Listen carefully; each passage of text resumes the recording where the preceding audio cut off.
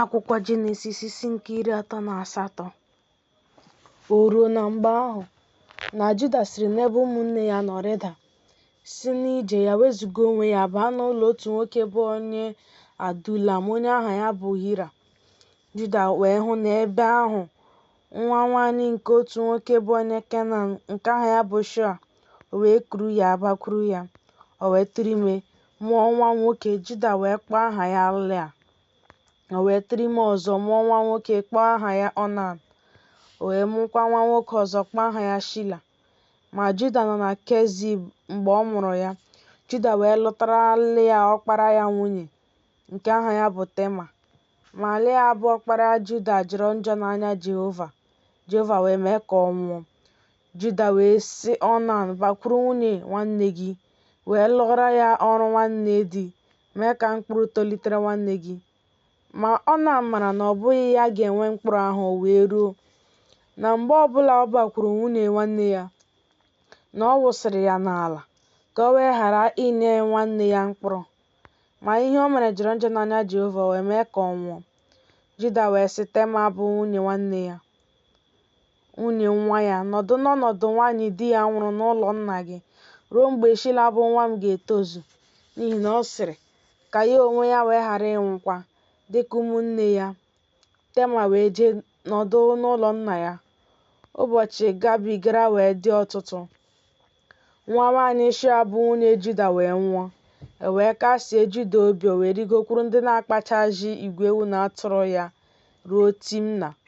Ya onwe ya na Hira bụ enyi ya, bụ onye Adulam ahụ. E wee gosi Tema sị, lee, nna di gị na-arịgoru Timna ịkpachazi igwe ewu na atụrụ ya. O wee chịpụ n'ahụ ya uwe ọnọdụ nwaanyị di ya nwụrụ nke ya, were akwa mkpudo ya kpuchie onwe ya, fụchi onwe ya, nọdụ n'ọnụ ụzọ Enaim nke dị n'ụzọ Timna, n'ihi na ọ hụrụ na Shila etozuwori, ma enweghị ihe onwe ya nye ya na nwunye. Juda wee hụ ya, chee na ọ bụ nwaanyị na-akwa iko, n'ihi na ọ kpuchiri ihu ya.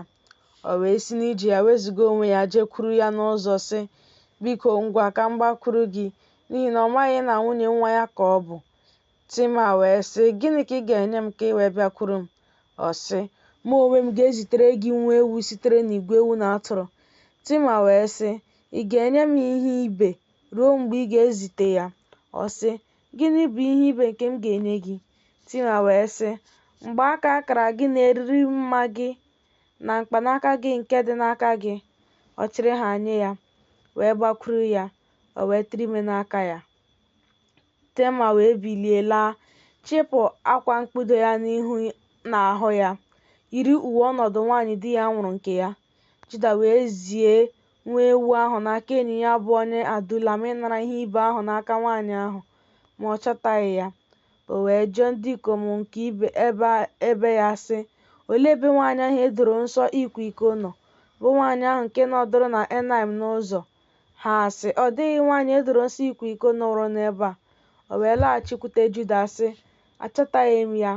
Ọzọkwa ndị ikom ebe ahụ sịrị, ọ dịghị nwaanyị edoro nsọ ịkwa iko nọworo n'ebe a. Juda wee sị, ka o were ya n'onwe ya, ka anyị wee ghara ịghọ ihe ileda anya. Lee, ezigara m nwa ewu a, ma gị onwe gị achọtaghị ya. O ruo mgbe ihe ha ka ọnwa 3 gasịrị, na e gosiri Juda sị, Tema bụ nwunye nwa gị akwawo iko. Ọzọkwa, lee, ọ dị ime site n'ịkwa iko. Juda wee sị, ka e suo ya ọkụ. Mgbe a na-eme ka nwaanyị ahụ pụta, ya onwe ya zigara nna di ya ozi sị, site n'aka nwoke nke nwe ihe ndị a ka mụ onwe m dị ime. Ọ sịkwa, biko mata onye nwe ihe ndị a bụ mgbaaka akara na eriri mma na mkpanaka. Juda wee mata ha.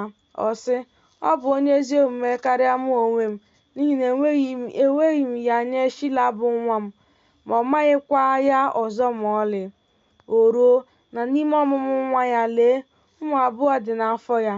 O ruo na ọmụmụ nwa ya, na otu setịpụrụ aka, nwaanyị nke na-ele ime anya wee were ọgụ ihe kee n'aka ya sị, nke a buru ụzọ pụta.